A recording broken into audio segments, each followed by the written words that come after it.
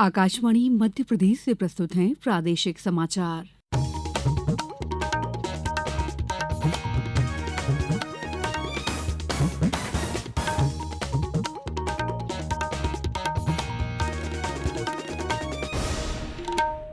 नमस्कार, समाचारों के साथ मैं दीपा सिंह।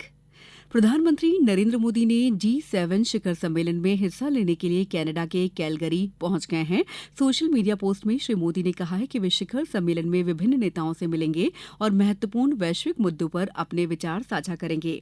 प्रधानमंत्री ने कहा है कि शिखर सम्मेलन के दौरान वे ग्लोबल साउथ की प्राथमिकताओं पर भी जोर देंगे। मुख्यमंत्री डॉ मोहन यादव की अध्यक्षता में मंत्रालय में राज्य मंत्रिमंडल की बैठक में राज्य सरकार के कर्मचारियों के पदोन्नति के संबंध में कई फैसले लिए गए। इससे 4 लाख अधिकारियों और कर्मचारियों को फायदा मिलेगा। बैठक में प्रमोशन में आरक्षण के फॉर्मूले पर सहमति बन गई है।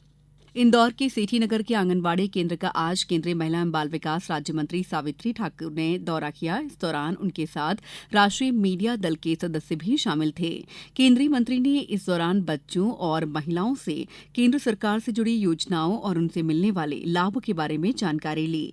उन्होंने आकाशवाणी से चर्चा में कहा कि सक्षम आंगनबाड़ी में किचन गार्डन आदि सुविधाएं दी जा रही हैं। सक्षम आंगनबाड़ी से मतलब कि उसमें हर सुविधा, जैसे किचन गार्डन हो, उसमें एलईडी हो और बाला प्रिंट हो। जैसे गांव जंगलों में हमारे बहुत सारे आंगनबाड़ियां हैं, तो उसके माध्यम से हम कुपोषण को मुक्त करना चाहते हैं। साथ ही बच्चों के साथ साथ हम माताओं को भी, जो गर्भवती महिलाएं हैं, उनको भी हम मातृ वंदना योजना के माध्यम से हम कई महिलाओं को हम लाभान्वित करते हैं, ताकि वह अच्छा पोषण खा सके, अपने आप को स्वस्थ रख सके और स्वस्थ बच्चे को जन्म दे सके।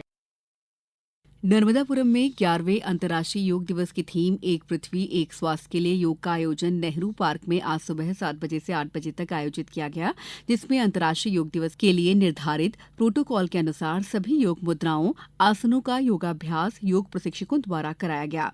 ये आयोजन जिला प्रशासन के मार्गदर्शन में आयुष विभाग नर्मदापुरम द्वारा किया गया। प्रदेश ने वर्ष 2024 में पर्यटन के क्षेत्र में कीर्तिमान रचा है। मध्य प्रदेश में रिकॉर्ड 13 करोड़ 41 लाख पर्यटकों का आगमन हुआ। ये उपलब्धि वर्ष 2023 की तुलना में 19.6% ज्यादा है। प्रमुख सचिव पर्यटन और संस्कृति तथा प्रबंध संचालक मध्य प्रदेश टूरिज्म बोर्ड शिवशेखर शुक्ला ने कहा है कि पर्यटन की दृष्टि से मध्य प्रदेश भारत का एक समृद्ध और विविधतापूर्ण राज्य है। उन्होंने बताया कि वर्ष 2024 में 1.67 लाख विदेशी पर्यटकों ने भी मध्य प्रदेश की सैर की। खजुराहो में 33,131 पर्यटक इस दौरान आए। प्रदेश के धार्मिक स्थलों ने 10.7 करोड़ पर्यटकों को अपनी ओर आकर्षित किया, जो पिछले साल की तुलना में 21.9% अधिक है। इनमें उज्जैन 7.32 करोड़ पर्यटकों के साथ इस सूची में सबसे आगे है।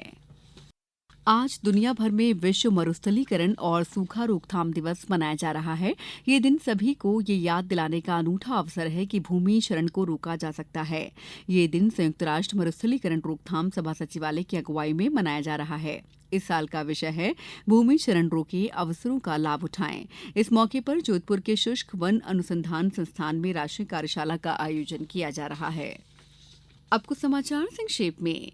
आगर मालवा में राष्ट्रीय शिक्षा नीति के अंतर्गत बुनियादी साक्षरता और संख्या ज्ञान का प्रशिक्षण सुसनेर स्थित एक्सीलेंस विद्यालय में दिया गया।